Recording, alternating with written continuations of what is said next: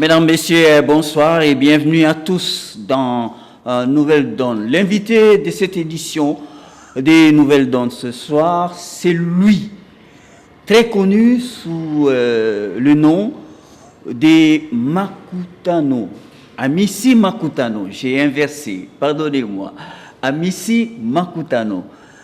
Adolphe, de son prénom, il est PCA, président du conseil d'administration de l'OGEFREM.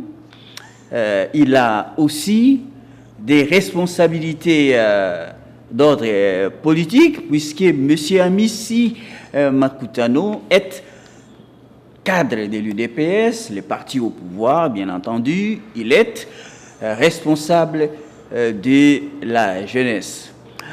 Monsieur Amici Makutano nous fait l'amitié, le plaisir, l'avantage de venir en plateau des Nouvelles Donnes pour la toute première fois répondre aux questions des simplices divines Kalunga, votre serviteur. Monsieur Amici Makutano, bonsoir. Bonsoir pour l'honneur et bonsoir à tous nos téléspectateurs qui auront le temps de pouvoir nous suivre tout au long de cette émission. Voilà, on vous a découvert pour la toute première fois dans cette émission Nouvelles Donnes. Alors, à l'intention des téléspectateurs qui nous regardent en ce moment, je vous propose dans le courant de cette édition deux volets.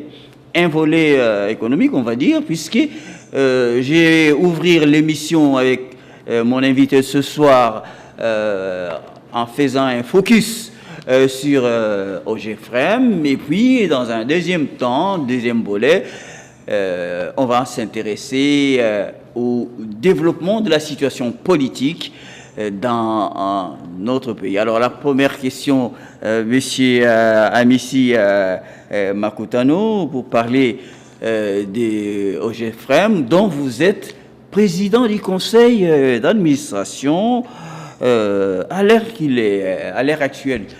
Monsieur Amici Makutano, on va dire, un nouveau vent souffle sur OGEFREM. Quel est le bulletin de santé de OGEFREM? Bon, merci d'abord pour la question.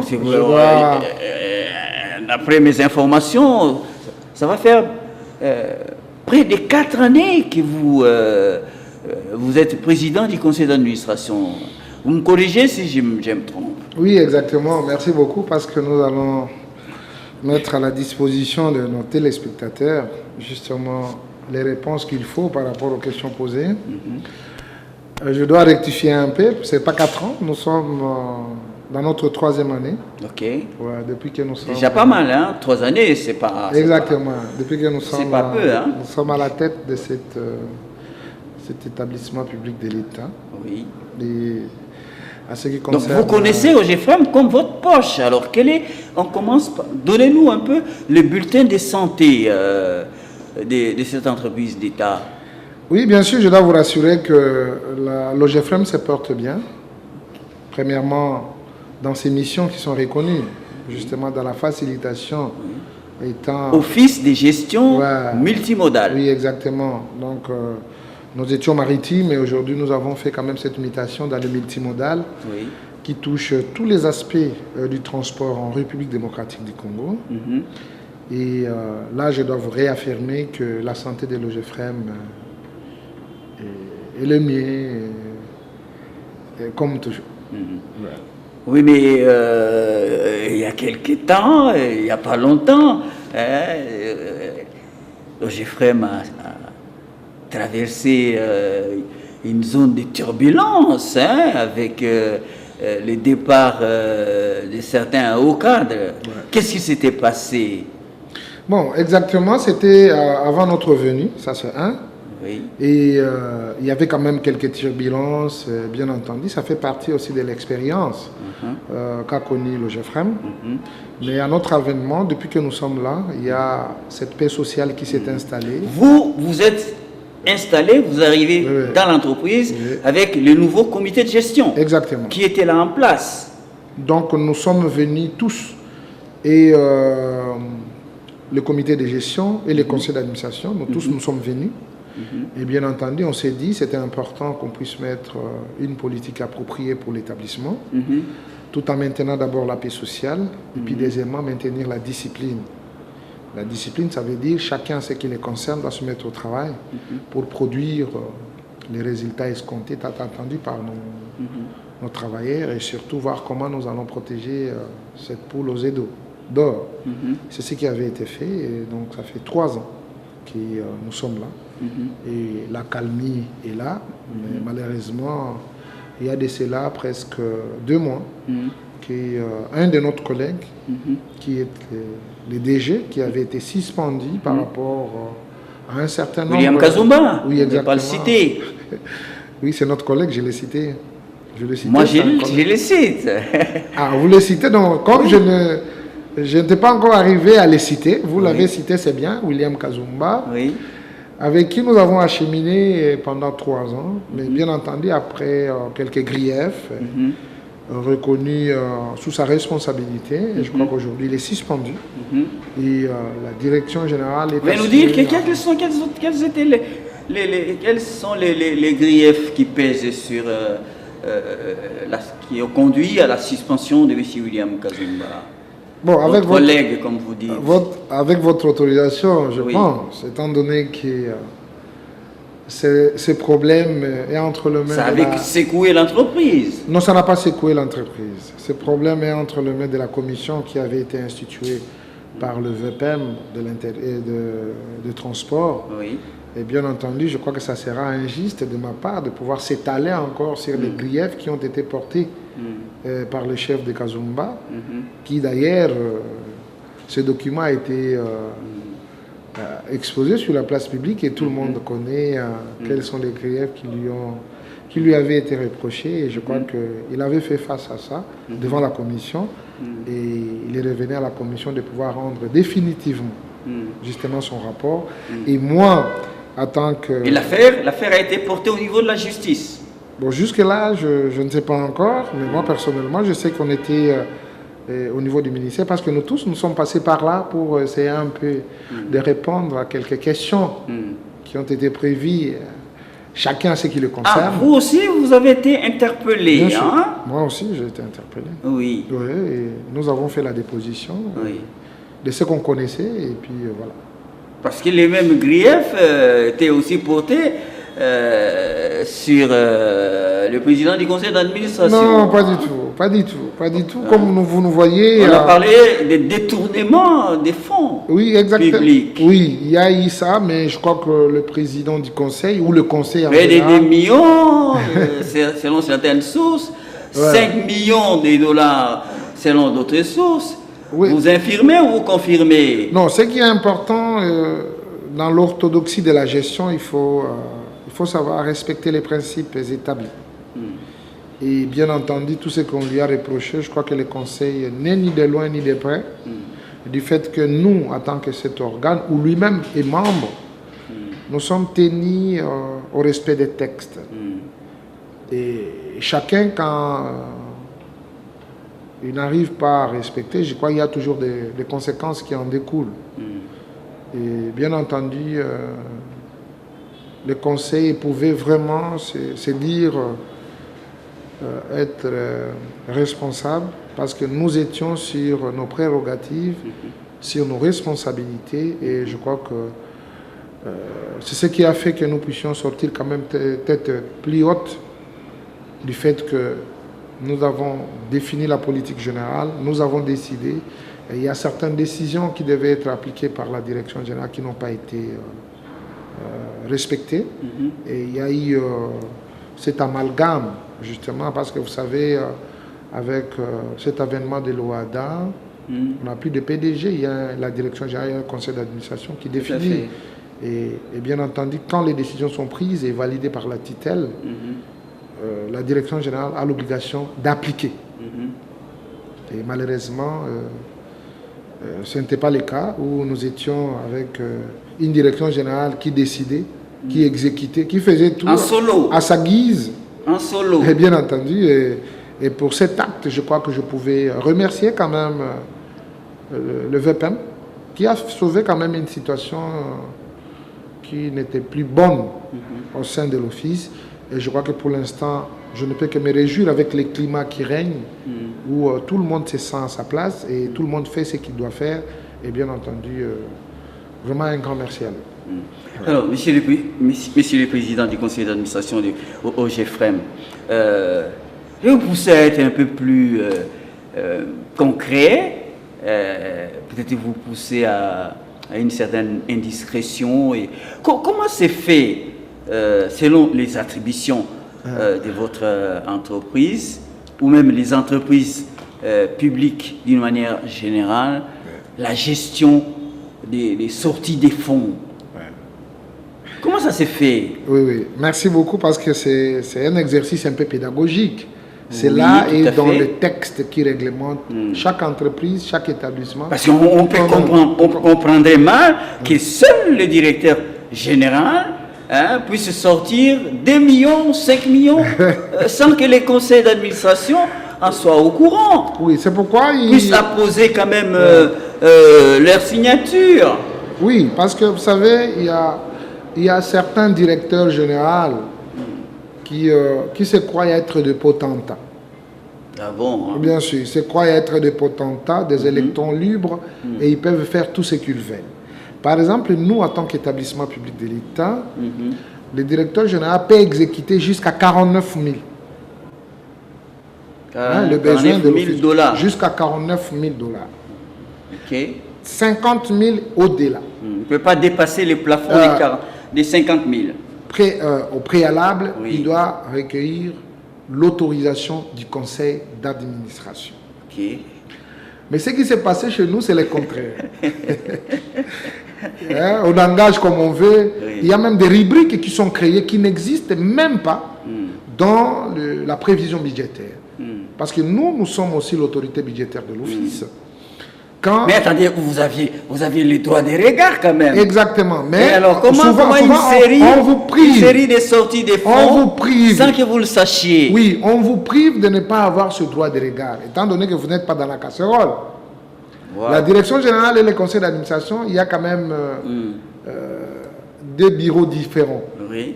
L'administration, la direction générale est de l'autre côté, le conseil est ici. Mais nous sommes tenus à une bonne collaboration dans tout ce qui se fait au sein de l'office, et la direction générale a le devoir de communiquer à chaque fois au conseil d'administration. Mais là, qu'est-ce qui se passe? La direction générale qui gère au quotidien. Oui. Et le quotidien, là, il ne gère que les décisions qui sont prises par le conseil d'administration, qui, à son tour, lui, maintenant, commence à exécuter quotidiennement ce qui avait été décidé par le conseil, et il rend compte. Okay. Mais malheureusement, et dans l'état d'espèce, vous ne receviez aucun rapport lors de vos réunions. Aucun rapport. Et vous ne posiez pas de questions. Non, il y a des questions à se poser. Oui, à la direction générale. Même là-bas, ils peuvent faire leurs histoires. Il y a toujours des informations qui fuitent. Vous comprenez? Okay. Cette situation a beaucoup perduré parce qu'il y avait certains de nos tutelles qui souvent étaient vraiment en collaboration avec les DG, en s'en passant vous voulez dire du conseil d'administration. L'intelligence ou des Pas l'intelligence, c'est-à-dire ils coopèrent directement avec la direction générale. Mais avec l'avènement du VPM Jean-Pierre Bemba Gombo, ce n'est pas que je suis en train de le... Les méthodes ont changé. J'ai compris qu'il connaît quand même quelque chose.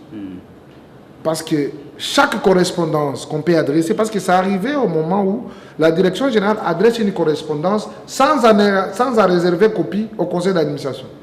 Tu vas voir à la réponse du ministre, le ministre répond à la direction générale tout en réservant copie au conseil d'administration. Maintenant, quand vous allez vérifier sur le journal, dans le journal justement de correspondance, vous allez comprendre que cette correspondance n'avait pas été envoyée au conseil d'administration. Et là, ça a amené un peu de doute. Vraiment, je ne cesserai jamais de les remercier.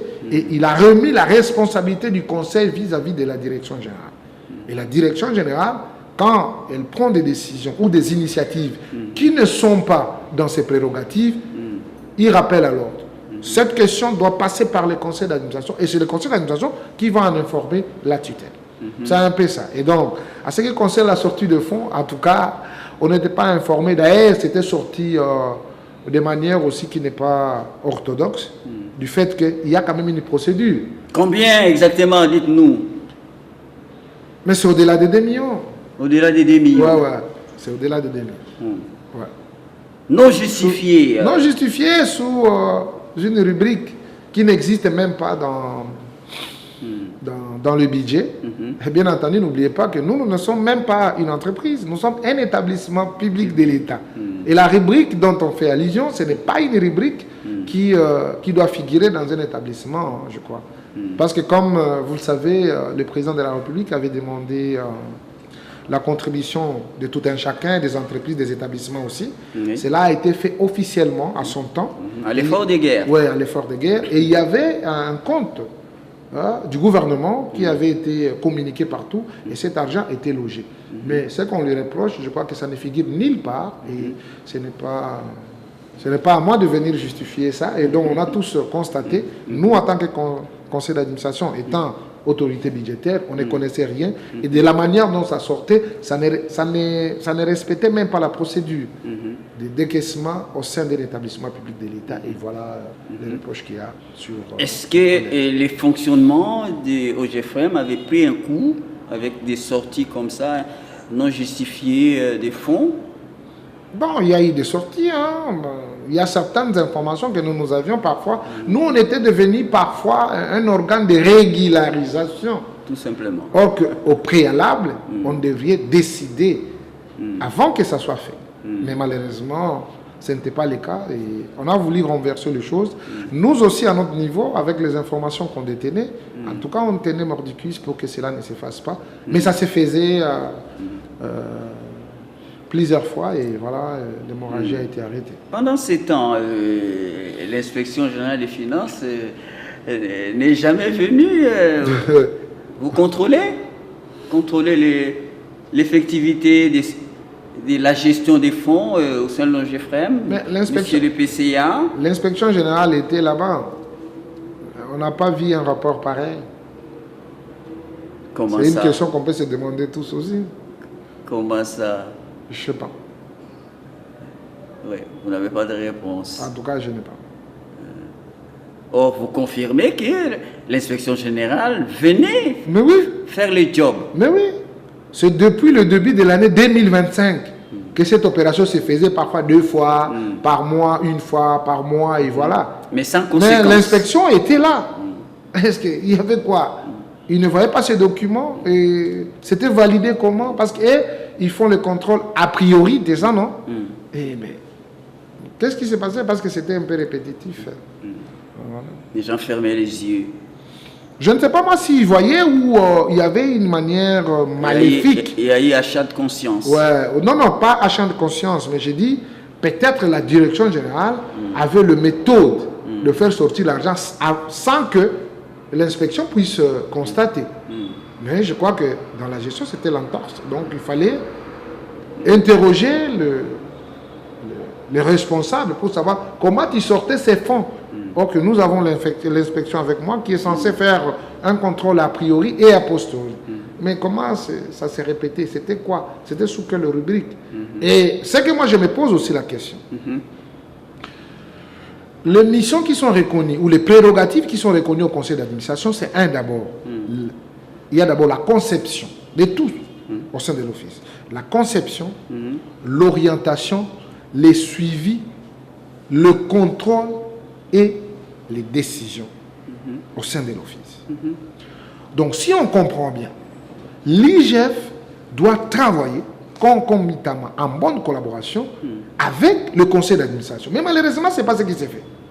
L'IGF ne travaille qu'avec la direction générale. Mais la direction générale exécute les décisions qui sont prises par les conseils d'administration. Maintenant, si... Et le conseil d'administration est ignoré. Est ignoré par l'IGF. C'est fait exprès, d'après vous? Je ne connais pas. Je ne sais pas leur méthodologie. Parce que si on leur donne les rapports de gestion, je crois que l'IGF devait aussi passer par les conseils d'administration pour savoir, voilà, par rapport aux dépenses que nous avons trouvées, les dépenses journalières, est-ce que ceci est reconnu au niveau du conseil d'administration? Parce que nous sommes l'autorité budgétaire et ils contrôlent la sortie des fonds. Mais l'autorité budgétaire n'est pas consultée. Mais ils vont là où on exécute. Maintenant, comment on saura que ce que nous avons décidé, c'est ce qui est exécuté là-bas? Quelque part, moi, ça me laisse un peu perplexe, mais je me pose la question. Même quand on envoie les équipes... Ça vous faisait penser à une certaine connivence? Non, pas une connivence, mais moi, ça me faisait penser... Légèreté? Pas légèreté. Moi, non-observance des règles du jeu? Bon, je ne sais pas, moi, par rapport à leur mission. Oui. Parce qu'avant qu'ils viennent dans des entreprises, il y a leur mission. Imaginez, ils viennent à l'office sans même présenter les civilités au conseil d'administration. Wow. Et c'est seulement la direction générale. Moi, ça me laisse perplexe. Hein? Vous êtes l'inspection de contrôle. Mais quand vous contrôlez, il y a un organe de contrôle au niveau de l'office. Maintenant, je me pose la question. Il y a certains qui disaient non, ça devient une cogestion. On les accusait de la cogestion. Mais vous êtes un organe de contrôle, a priori et a posteriori. Mais il y a un organe de contrôle permanent de l'office. Comment vous ne pouvez pas être en collaboration avec cet organe et travailler concomitamment avec eux? Parce qu'eux, ils vont comprendre que non, ce que vous avez demandé et surtout le rapport qui vous est remis par la direction générale n'est pas conforme par rapport à la règle de la gestion. C'est la déposition que vous aviez faite à la commission ad hoc qui avait été installée. Non, parce qu'on ne pouvait pas arriver. Vous avez été entendu. Oui, parce que la commission m'a posé des questions de savoir le rôle du conseil d'administration. Qu'est-ce que nous faisons? Qu'est-ce que nous en connaissons par rapport à ces griefs? Parce que vous pouviez être soupçonné de collaboration. Mais je vous dis, on a complices, des complicités. Non, moi, je dois vous dire que nous avons été soupçonnés de tort même. Moi, j'avais reçu un appel d'une autorité pour dire non, voilà, c'était au niveau de la présidence. On dit non, il y a un rapport qui est venu ici de l'OGFREM, voilà, il y a les gens de l'IDPS. La première des réponses que moi j'avais donnée, nous avons appris l'orthodoxie et le respect de la reçue publique. Vous comprenez? Parce qu'il y a des gens qui veulent faire le méli-mélo, mélanger les gens. Non, nous avons grandi, nous avons appris dans la douleur, dans des difficultés énormes. Mais on ne nous a pas montré les antivaleurs, on nous a montré les valeurs. Comment on peut être utile pour sa nation, comment on peut servir. Et je crois que c'est avec cette petite connaissance que nous avons, nous essayons quand même de mettre ça, même si le monde est devenu ce qu'il est, avec la méchanceté. Les gens imputent des choses sur les gens, même quelqu'un qui ne t'a jamais rencontré. Quelqu'un avec qui vous ne vous avez jamais peut-être échangé sur un mot. Mais il va interpréter votre personne, il va dire des choses sur ce qui vous concerne, et parfois quand vous vérifiez à 100%. Attendez, monsieur le PCA, il y a un instant, vous avez parlé en termes des potentats. Oui. Vous vouliez dire qu'il y avait un certain parapluie politique. Mais oui! Oui. Sous lesquels, voilà, non, la direction générale moi, je préfère dire... semblait s'abriter. Oui. Pourquoi j'affirme voilà. Pour pouvoir vous ignorer, vous, conseil d'administration. Oui, c'était fait à dessein. Ouais. Je préfère être direct par rapport à cette question. Vous aviez subi cet état de choses? J'ai subi pendant 3 ans le mépris. Ah bon? Ouais. Moi, je suis l'issue de l'UDPS. Ok? C'est l'UDPS qui a choisi un candidat ici pour qu'il puisse être mandataire. Okay. Il a pris au président de la République de faire le choix par rapport à la connaissance de la personne. De dire, non, je vais les placer telle ou telle place. Gloire à Dieu, merci, je suis ce que je suis. Vous avez les profils, vous. Parce que le président de la République... Vous avez les profils, vous. A apporté son choix à mon égard. Nous sommes de milliers. Mais vous voyez ce qui se passe? Parce que les autres sont ici aussi de d'autres formations politiques. Mais il n'était plus question de respecter quand même l'originalité de tout un chacun. Vous pouvez voir quelqu'un d'une autre formation politique qui s'invite dans ma formation politique en partisan, même avec les gens avec qui je partage le même parti, pour peut-être me faire du mal, pour parler du mensonge à mon égard, pour mal me vendre, pour me présenter comme si j'étais un diable. Vous comprenez? Il fait ça, Non, ce n'est pas le cas. Je suis très rigoureux dans mon travail. Parce que, quand on va me poser la question, vous, en tant que président du conseil d'administration, qu'avez-vous fait Et je crois que ce sont des questions qui ont surgi lors de l'interrogatoire. J'ai répondu correctement parce que je savais ce que j'avais comme élément. Et s'ils vérifiaient, et je ne parlais pas en vain, c'était preuve à l'appui. Telle décision avait été prise lors de la réunion telle. Je fais la déposition. Telle décision avait été prise à la réunion telle. Ils ont refusé d'appliquer. Ils ont refusé. Ils ont pris des initiatives individuelles, les initiatives aussi personnelles, je peux les dire ainsi. Et donc, ils n'ont pas suivi les décisions qui avaient été prises ensemble. Donc, les pièces à conviction que vous produisiez ont permis de vous laver devant la commission. Oui, je ne pouvais pas être cité, parce que moi, je n'engage pas le fond. De dissiper les suspicions qui peser sur votre personne. Donc peut-être les gens qui veulent nous amener les animaux Sinikendi, peut-être la volonté de nuire.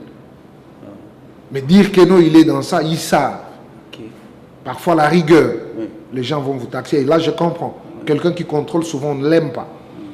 Mais quand vous êtes très rigoureux dans ce que vous êtes en train de faire, il y a toujours des interprétations qui viennent ça et là.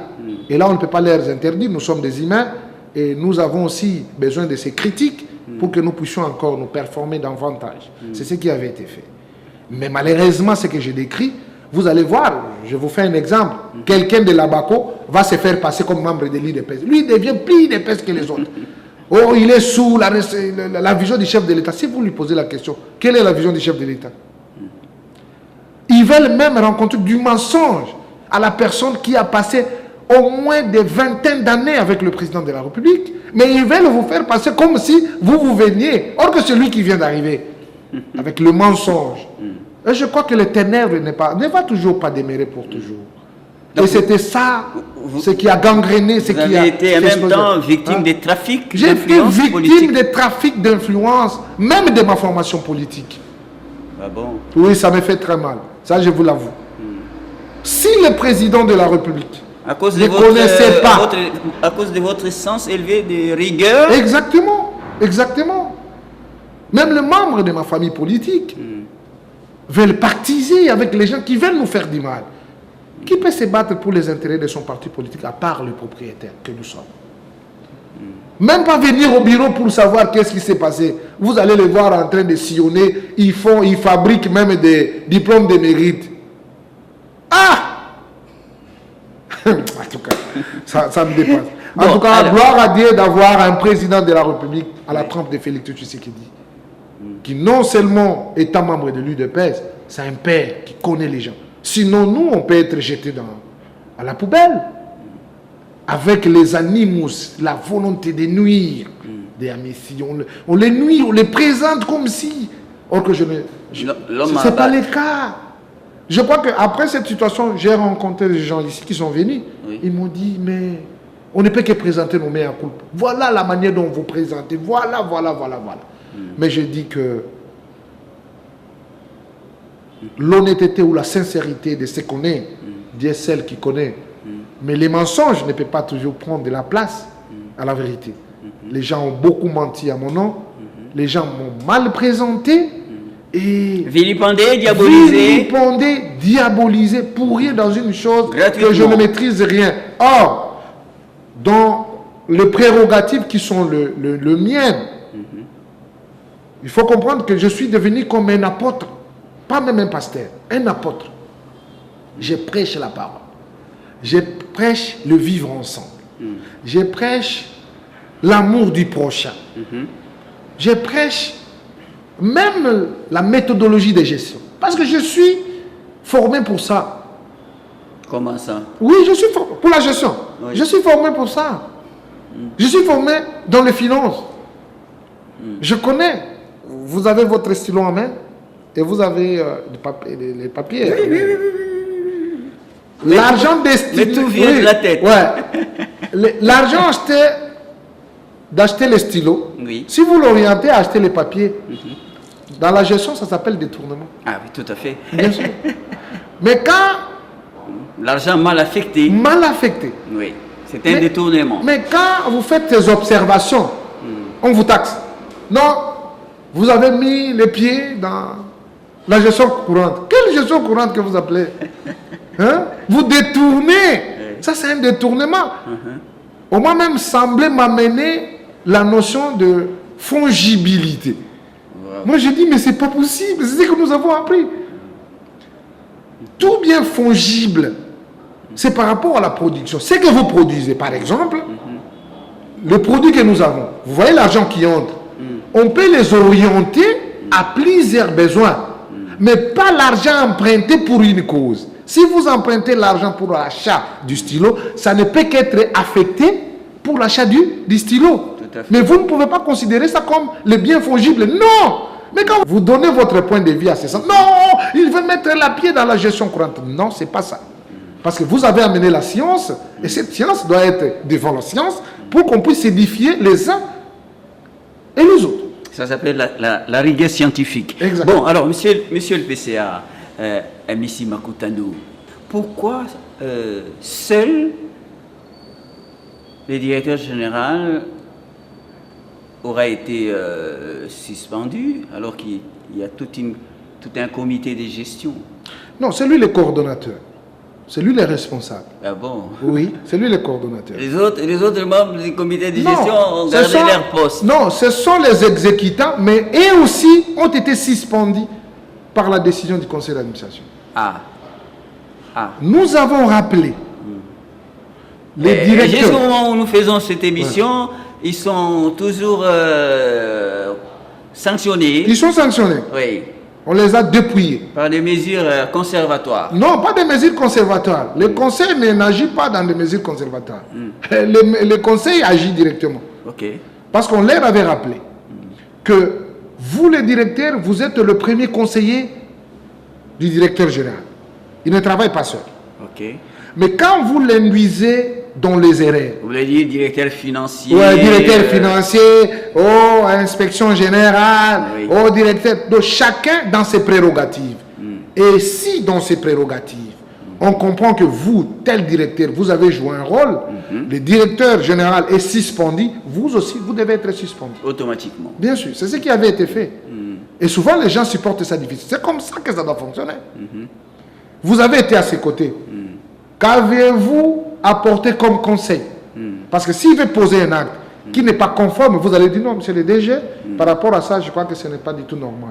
Comme on veut engager ça, il faut s'adresser au niveau du conseil d'administration pour recevoir l'autorisation avant que nous puissions passer à l'acte.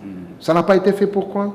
Donc, au regard du point de vue du conseil d'administration des OGFREM, les griefs portés contre le directeur général William Kazumba suspendu de ses fonctions sont avérés. Non, sont fondés. Sont fondés. Comme je l'ai dit, le document était sur la toile. Parce que quand le conseil prend la décision, il envoie cette décision à la tutelle. Parce que nous sommes sous la tutelle. Quand la tutelle approuve, ça porte la force de la loi. Que ça soit bénéfique pour vous ou non, vous devez faire quoi? Vous exécuter. Il y a plusieurs résolutions que nous avions prises au niveau du conseil qui ne pouvaient subir qu'une sélection du vœu du DG. Il ne pouvait qu'exécuter ce que lui veut. Ce qu'il ne veut pas, c'est dans les calendes grecs. Voilà, aujourd'hui, nous avons la calmie au niveau de la direction générale. Il n'y avait pas de menaces. Il n'y avait pas cet esprit de gangstérisme là. Vous pesez bien vos mots. Oui, cet esprit-là de gangstérisme. Non, il n'y en avait pas. Quel était le rôle joué par les syndicats? En tout cas, moi, ça vous fait sourire. Oui, moi, ici, j'ai été victime. C'est après que nous étions avec nos partenaires. Ils ont compris que beaucoup de dépositions... Vous voulez dire que vous aviez maille à partir avec les syndicalistes? À son temps. Oui. Non, on les a opposés vis-à-vis de moi. Ah bon? Ils ne pouvaient pas venir ici. Mais quand je leur avais posé la question pour savoir, mais chers partenaires, pourquoi vous ne venez pas? On nous a dit, si on vient ici, nous risquons même d'être violentés ici. Ah bon? Oui. C'est pourquoi il y avait des échanges épistolaires. Violentés par qui? je sais pas moi. Non, ils ne vous aiment pas et tout. Moi, je ne suis pas syndicaliste. Vous êtes pour le compte des travailleurs. Ce sont nos agents que vous protégez. Comment moi, en tant que numéro 1 de l'office, je ne peux pas être en contact avec vous? Parce qu'il y a beaucoup de choses qui ont été dites à mon nom, que vous vérifiez aujourd'hui que c'était du faux. C'était une manière de s'accaparer du pouvoir et de dire que non, ici c'est rien que moi. Les autres, il y a eu des échanges épistolaires que vous ne pouvez pas imaginer entre moi et l'intersyndical. Parce que je me disais, mais comment ces gens sont en train d'utiliser mon nom abusivement sur des choses que je ne maîtrise pas? Et là, j'étais cité inituite et personnel dans leur correspondance souvent. Le PCA de l'OGFREM, Ramisi Magoutano, il met ses pieds, il met à mal la direction générale. Qu'est-ce que Par les syndicalistes. Oui, c'était ça. Mais, en tout cas, il y a eu... Qui, à vous entendre parler, prenait fait et cause... De la direction générale. Pour les... Ah bon. Ouais, pour le DG. Oui. Ouais, c'était ça. Ah bon? Ouais. Plusieurs décisions qui avaient été prises. Oui. Qui n'étaient pas mises en musique par les DG. Mais aujourd'hui, sont exécutées. Il n'y a pas eu péril en demeure. Et la vie continue. Et l'office fonctionne normalement. C'est ce qu'on voulait. Alors, je me posais la question de savoir quelle a été la motivation de notre collègue, pourquoi il s'est comporté ainsi, or que je lui prodiguais le conseil midi et soir, à chaque moment qu'il y avait l'opportunité d'échanger, je lui disais, mais malheureusement, c'était une feuille morte soumise aux caprices du vent. Alors, depuis que vous êtes arrivé aux responsabilités dans OGFREM, OGFREM n'était pas répertorié parmi les canards boiteux. Non, non, nous sommes un établissement public de l'État à caractère technique. Oui. Nous ne sommes pas comme d'autres régimes. Dans le concret. Dans le concret. Oui. Non, c'est-à-dire nous contribuons. On n'est pas comme la DGI, la DGRAD, qui est des régies financières. Qui contribuent dans les trésors. Nous aussi, nous avons un pourcentage. Parce que nous sommes techniques et nous sommes dans la facilitation. Vous produisez de l'argent, 2 millions, 3 millions. Non, nous produisons l'argent pour les affecter dans le rôle qui est le nôtre, c'est-à-dire la facilitation. Okay. La facilitation dans la plateforme de transport, il faut mettre en place des structures, il faut mettre en place des infrastructures dignes qui vont faciliter justement les transporteurs, entre autres les aires de repos, les ports secs, vous comprenez? Vous avez toujours vos ports secs à Kasumbalesa. Kasumbalesa qui... Matadi Boma. Non, non, au Congo central, je crois que nous sommes en train d'acquérir un aire de repos Songololo. Okay. Et parce que comme vous le savez, à Matadi, c'est un terrain un peu difficile. Et là, nous travaillons dans l'enceinte, et surtout comme il y a l'ONATRA, n'est-ce pas? Et nous travaillons en connivence avec l'OCC et la DGD. Ouais. Et pendant les 3 années, à quel niveau s'est située la paix sociale? Bon, la paix sociale, nous l'avons trouvée, elle était un peu perturbée là, comme vous le savez, à la fin presque. À cause des détournements d'argent.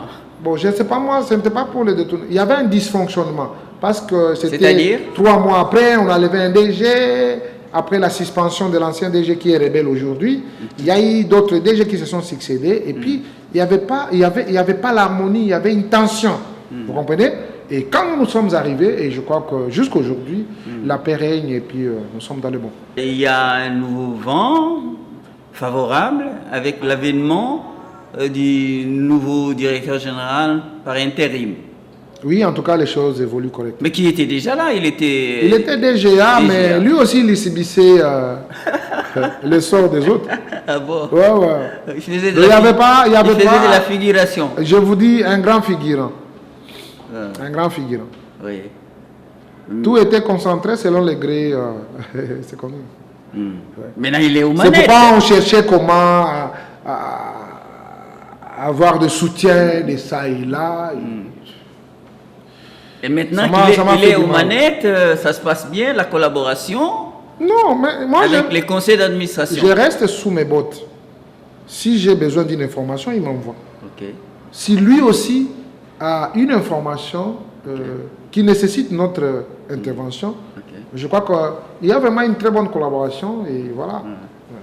Ok. Il n'y a pas de problème. Les lendemains vont chanter désormais, donc il y a pas péril en la demeure. Ouais, il y a pas péril. Donc Il y a l'harmonie, ça c'est vrai, il faut le dire. Hein, chacun fait son travail. Oui. Il n'y a personne qui peut dire non, il est en train de mettre ses pieds sur mes prérogatives, jamais. Mais à son temps, même si tu ne fais rien, même si tu dormais sur ton lit là, tu vas écouter là-bas, non, le PC, oh, mais je suis sur mon lit. Je suis là. Mais on t'accuse des choses. Parce qu'on ne veut pas vous voir. Apparemment, il y avait des animaux syndiqués. Il y avait une volonté là. Hein. Vous comprenez? Voilà, la capacité des nuisances. Non. C'était injuste. Affichée. Hein? À un certain moment, ça arrivait, on se demande, mais qu'est-ce qu'il faut faire? Alors, est-ce qu'il faut rendre l'établier? Et ça n'était pas pour permettre un fonctionnement harmonieux de l'entreprise. Oui, parce qu'on gérait contrairement aux règles. Vous comprenez? Si vous êtes dans le bon, vous savez ce qui est réel ne s'explique pas. Ça saute aux yeux. Ok. La gestion n'est pas difficile. Respectez juste les principes. Mais quand vous voulez dérober à la règle, c'est là où il faut vraiment utiliser des méthodes, comment vous allez contourner, comment vous allez rouler les autres, comment... C'est ça. Mais en soi, la gestion à ce qui les concerne. Parce que nous sommes toujours recommandés en tant que mandataires, aussitôt entrés en fonction, vous devez maîtriser les textes qui nous régissent. C'est-à-dire les statuts, les règlements d'ordre intérieur et toute la paperasse qui concerne les lois. Et, tu vois, voilà. Quand vous le maîtrisez, vous n'aurez pas de soucis. Mais quand vous voulez créer votre propre monde, c'est là où vous trouvez ça. Vous cherchez par où vous allez vous appuyer, des parasols, vous utilisez les noms des gens abusivement, parfois ils ne connaissent rien, et là, c'est pas du tout bon. Hein? Vous utilisez les influences des partis. Non. Moi, je suis de l'IDPS. Je n'ai jamais cherché le soutien à mon parti. Ah bon? Et d'ailleurs, je suis dans un parti où, si vous n'êtes pas en mesure de faire ce qu'il faut faire, vous êtes sanctionné. Hein? Ah bon? Mais je vous dis, vous êtes sanctionné. Les nominations qui sont sorties là-bas, vous allez voir, on a pris les places de l'IDPS. Il y avait des mandataires de l'IDPS. Est-ce que vous avez vu le communiqué des gens? Nous, membres de l'IDPS, nous voulons... Non. Si vous êtes sanctionné, vous êtes sanctionné. Mais les autres ne veulent pas ça. Ils viennent à l'IDPS pour chercher les appuis. Et quand ils trouvent leurs appuis là, vous allez voir, non, lui... Oui, mais appui auprès de qui? Auprès des personnes. Comment? Qu'eux-mêmes maîtrisent. Ils savent. Non, je dois toucher tel, je dois toucher tel. Parfois, ils n'arrivent pas à ces personnes-là, mais ils vont utiliser leur nom. Parce qu'il y a des RMC qui se présentent. Moi, je suis camarade aux journalistes. Ils utilisent votre nom. D'ailleurs, les journalistes ont dit, ils vous aiment beaucoup. Vous devez être là. Et par le cocher, vous devez faire ça. C'est ce qui fait du mal. Chacun doit porter sa croix. Et chacun doit être responsable. Parce que le fait de nous nommer sur une ordonnance ne nous donne pas un privilège de tout faire. Nous avons la République. Sachez que nous serons derrière le contrôle. Parce que ce n'est pas notre bien. C'est pour l'État. Et l'État peut faire de ses biens tout ce qu'il veut. Et par conséquent, soyons cohérents. Respectons-nous les uns et les autres. Et surtout quand on est dans des équipes. Ne croyez pas parce que tu es PCA, tu es DG ou vous êtes administrateur. Vous êtes supra. Vous êtes au-delà des autres. Non. Vous êtes un humain. Chacun ce qui les concerne. Le respect doit être mutuel. Reconnaissez les prérogatives des uns et des autres. Et là, l'harmonie va régner et les choses vont se faire correctement. Ok, donc à vous entendre parler, la page est complètement tournée pour les comités de gestion William Kazumba, qui est OGFREM a commencé à écrire une nouvelle page. Non, le comité de gestion de l'OGFM ne s'appelle pas Kazumba, non. C'était une personne au sein du comité. Le comité de gestion continue à fonctionner. C'est son adjoint qui est là-bas. Oui. Et c'est lui la personne qui a été mise à l'écart. Mais le comité continue. C'était une nouvelle page qui s'écrit. Mais à son absence, c'est une nouvelle page qui s'écrit. Il y a la calmie, il y a les gens qui font le travail correctement. Okay. Et chacun est maintenant conscient de savoir que non, peut-être nous étions dans la perdition. Mais maintenant, nous devons mettre en place une nouvelle politique. Et voilà. Le GFREM se trouve désormais sur de bons rails. Ça a toujours été levé du conseil d'administration. C'est pourquoi on s'en tient à la rigueur et au respect des textes.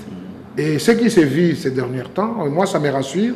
Et je suis un homme le plus heureux parce que les agents se sentent vraiment sur leur peau et ils travaillent.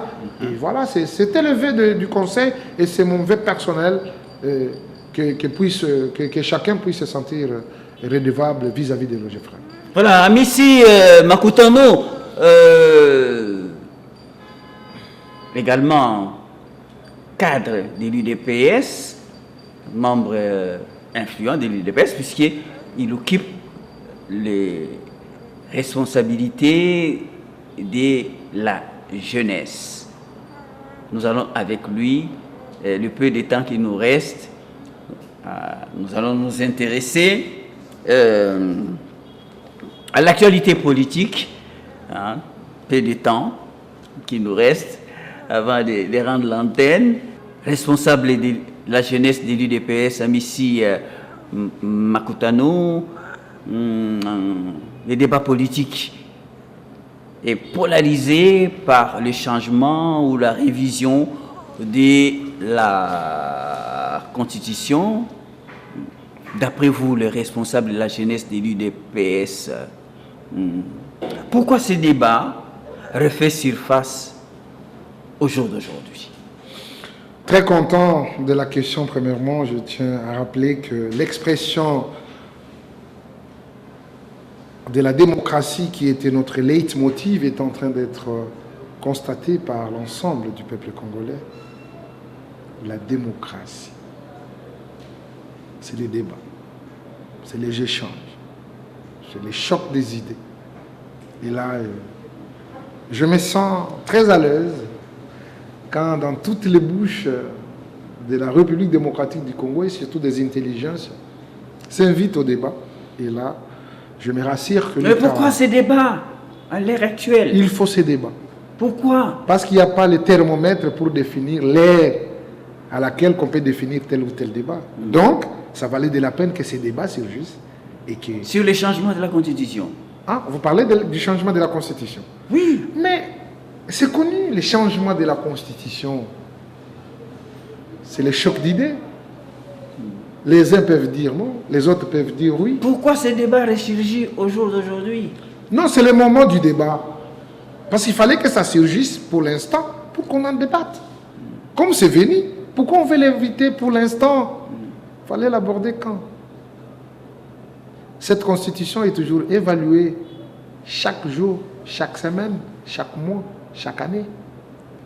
Et quand on constate qu'il y a des imperfections sur ce document important de la République, qui sont... Je crois qu'on ne peut pas se voiler la face. Qui sont... Qui sont, ça veut dire... Vous parlez des imperfections. Mais bien entendu. Quelles sont-elles? Mais je n'étais pas encore député national. J'avais vu un candidat président de la République amener 43 articles à changer dans la Constitution. Il était candidat président de la République. J'ai eu le temps de parcourir quelques projets de société. Entre autres, la refondation de l'État, celui de Matata, celui de Fayoulou, celui de Sessanga. Dans leurs projets de société, partout, ils parlent du changement de la Constitution. Ou modification de la Constitution, selon les articles. Mais si nous mettons en commun ces articles, vous allez comprendre que ça ira au-delà de la moitié, au-delà des 229 articles de la Constitution. Et quand ça va au-delà de... Ça veut dire qu'il y a une question à réfléchir. Comme les autres le disent, la Constitution n'est pas une Bible. Lumumba l'avait bien dit, l'histoire du Congo sera écrite au Congo par les Congolais. Est-ce que nous en sommes fiers aujourd'hui d'avoir une constitution, bien entendu en reconnaissant que ça nous a un peu servi? C'était par rapport à une période, par rapport à un contexte. C'était pendant la période des républiquettes. Il y a eu la guerre. Il y a un ancien ministre des Affaires étrangères qui a mis ses collègues en défi. Si on peut les contredire, que la Constitution, avant que ça arrive à Kinshasa pour amener ça à Kisangani, là où il y avait une commission, ça transitait par le Rwanda.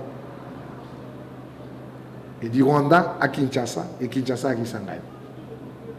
Il y a un autre professeur d'université qui dit ça sera illogique, nous en tant que scientifiques, d'accepter que cette constitution, c'est l'œuvre des Congolais. Nous avons ajouté les inputs, les points et les virgules, mais le texte ne nous appartenait pas. Pourquoi nous ne pouvons pas avoir le courage d'en dire, en 1992, lors de la conférence nationale souveraine, les Congolais venus de tous bords se sont mis ensemble à élaborer une constitution de la République démocratique du Congo. Jusqu'à aujourd'hui, ça n'a pas été mis en musique. Quel bonheur, nous en tant que des patriotes, avons-nous d'accepter un cadeau suite à une guerre d'agression d'un temps et qu'on demeure sans pour autant évaluer les documents qui nous régissent, que nous appelons la Constitution. Ceux qui sont à l'opposé de la thèse que vous développez, ils ont tort? Non, ils n'ont pas tort, parce que nous avons la Constitution qui garantit aussi l'opposition. Celui qui était censé de faire même respecter cette Constitution, à son temps, il a tapé la poitrine pour dire, il a fait campagne seul de cette Constitution. Je les cite, hein, le rebelle Joseph Kabila. Il oublie même la réglementation qui reconnaît un président de la République, un ancien, d'avoir la retenue. Comment se comporter? Il a oublié, il était le premier à aller faire la guerre. Ça, c'est la thèse défendue par votre parti, l'UDPS. Non, vous êtes devant Amissi Makutano et j'agence mes idées. Okay. Et je crois que ces idées ne sont même pas parlées par quelqu'un. C'est mes idées à moi, qui coulent. Okay. Et quand je parle comme ça, moi j'ai de l'inspiration. Ne vous étonnez pas. Ça peut engager aussi la majorité parce que c'est un argumentaire bien fondé. C'est un argumentaire bien fondé. Quand vous parlez comme ça, monsieur Amissi Makutano. Non, est-ce que vous pouvez me laisser quelques minutes? Oui, je vous en prie. Parce que lui, il a reconnu, et il sait le contenu de la Constitution. On dit, quand il y a la guerre, on ne peut pas organiser un référendum ou les élections. Il a compris ça. C'est pourquoi il est allé chercher les armes pour dire, comme il y a la guerre, il n'y aura pas les changements de la Constitution. Mais ce changement peut intervenir justement pour réglementer les choses. Aujourd'hui, nous sommes dans un dysfonctionnement voulu par les gens qui nous ont pris du temps pendant 18 ans, infiltrant notre armée, nos services de renseignement, nos entreprises, même notre gouvernement. Et Félix Tshisekedi, le meilleur président que le Congo n'a jamais connu, aujourd'hui, a démasqué le Rwanda. Comme on nous considérait comme une sous-traitance du Rwanda, et aujourd'hui, Félix Tshisekedi est en train de déboulonner les systèmes. En tout cas, déboulonner en tout et pour tout. Et là, les gens veulent nous amener un discours. Quel discours? Je crois que la Constitution n'est pas une Bible. Est-ce que votre discours, vous êtes conscient, suscite l'adhésion populaire? Bien sûr. Les Congos et les Congolais s'en souviendront. Qu'est-ce que nous appelons l'adhésion populaire? Qu'est-ce qui vous convainc que vous avez, par rapport au discours, à votre thèse que vous défendez, l'adhésion populaire? Il y aura l'adhésion populaire. Il n'y a pas vous parlez au futur? Non, il y aura. Parce que le moment n'est pas encore venu. À quel moment? Il y aura, à tout moment, quand cette question sera mise sur table, il y aura l'adhésion. Pourquoi? Il n'y a pas un Congolais plus congolais que l'autre. Si on prend nos frères et sœurs qui sont à l'est de la République, avec tous ceux qui subissent, tous ceux qui vivent, ils méritent mieux.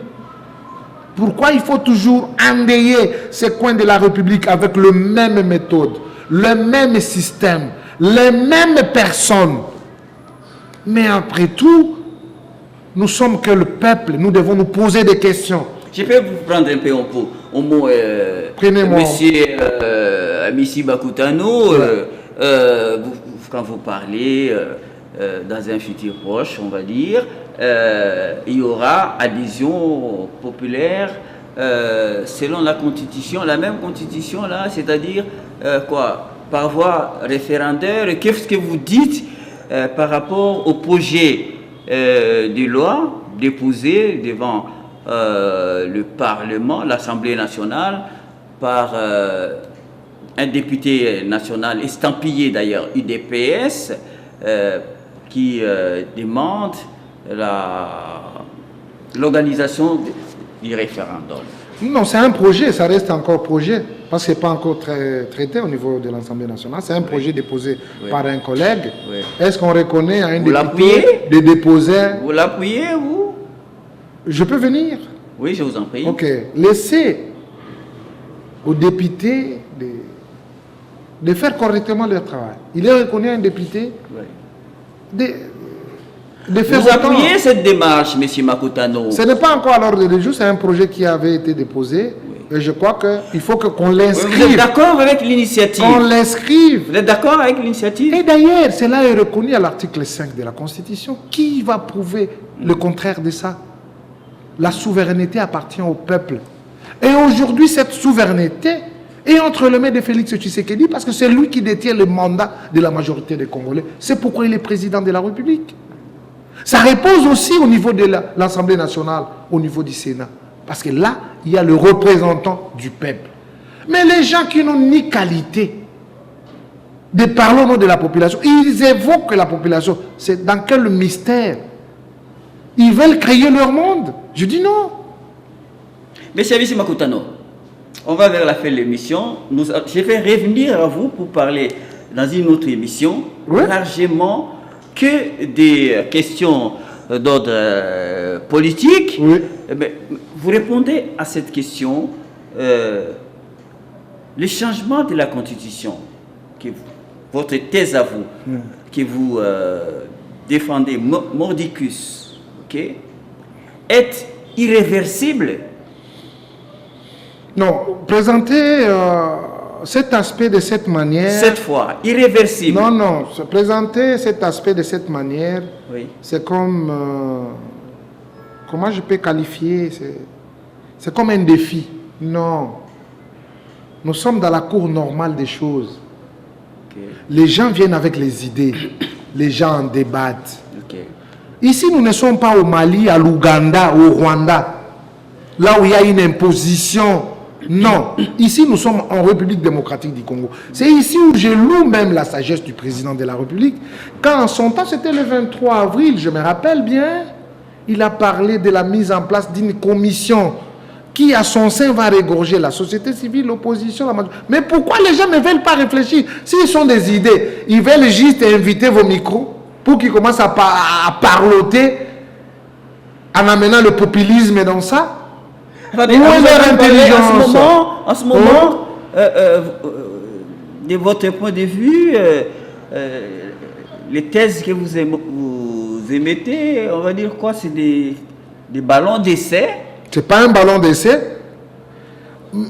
Nous Laurent Désiré Kabila, il a créé son histoire là de transition, son histoire là quand il est arrivé le 17 mai, que lui-même a créé. Il a changé ça pendant combien de fois? C'était 3 fois. C'est Paperas là que lui-même a créé. C'était 3 fois. Mobutu, qui lui-même avait rédigé une constitution, il en a changé combien de fois? Si c'est 17 fois. Kabila ici, il en a changé combien de fois? Plus de 2 fois. Mais pourquoi? Qu'est-ce qui fâche? Où est le problème? C'est Félix Tshisekedi parce qu'il a mis en molle ce régime de la sous-traitance du Rwanda. il aura l'adhésion populaire de tout le Congolais, de l'Est à l'Ouest, de Nord-Sud. Nous devons avoir un pays libre. Nous devons avoir un pays où le peuple se sente à l'aise dans leur propre pays, au lieu que nous ayons un pays délinquant avec leur chef, en train de mijoter, tuer, piller, voler les biens, parce qu'il a des soutiens internes. Chaque chose a toujours un début et une fin. Et aujourd'hui, vous comprendrez que le monsieur est asphyxié. Ça n'est fini de mettre ces petits pieds en République démocratique du Congo pour se jouer de cette vie humaine qui est sacrée, reconnue même dans cette constitution. Et Félix Tshisekedi est là le maître du jeu. Et en étant le maître du jeu, comme il a commencé son histoire, il doit en finir et laisser le Congo entre les mains de ses dignes fils. Et voilà, nous en sommes. S'il y a des gens qui parleront le contraire de ce que nous parlons, qu'ils nous amènent leurs arguments, si ce n'est que la politique de haute toi que je m'y mette. Nous avons des pays qui sont considérables, comme ce qui se passe ici chez nous, à l'Ukraine. Pourquoi il n'y a pas eu les élections? Est-ce qu'on vous fait, on termine, hein, est-ce qu'on vous fait un procès d'intention où c'est votre volonté affichée, selon laquelle, contre vents et marées, vous allez changer la constitution? Mais qu'est-ce que nous pouvons dire contre vents et marées? Les pays plus démocratiques, l'Ukraine, pourquoi il n'y a pas eu les élections là-bas? On parle de la guerre. Et même dans le concert des nations, on parle de l'Ukraine, on parle de la République démocratique du Congo. Il fallait qu'il y ait les élections en Ukraine. Pourquoi il n'y en a pas eu? Est-ce que Zelensky n'est plus président? Et quelle est la différence de cette guerre et la guerre qui sévit en République démocratique du Congo? Mais vous on ne parlera que de tout ça. Non, parlons du Congo. Oui, non, c'est la comparaison. Là, il y a la guerre, ici aussi, il y a la guerre. Votre thèse vous amène, entre autres, à soutenir que le Congo a ses réalités. La guerre n'a pas de réalité parce que ce sont des vies humaines qui sont fauchées. Les mêmes vies humaines qui sont fauchées en Ukraine, c'est fauché ici en République démocratique, dans la même méthode avec les armes Kalachnikov, des bombes. C'est ce qui s'est fait là-bas.